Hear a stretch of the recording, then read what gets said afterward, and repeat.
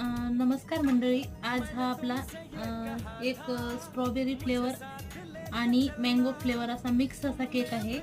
तर तुम्ही ह्याची डिझाईन बघू शकतात, किती सुंदर आलेली आहे. तुम्हाला कशी वाटते ही नक्की कमेंट करून सांगा.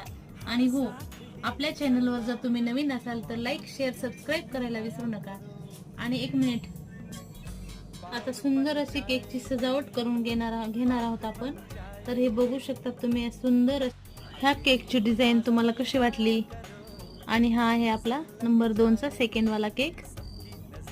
आणि तुम्ही बघू शकतात याचा फायनल लुक असा दिसत आहे.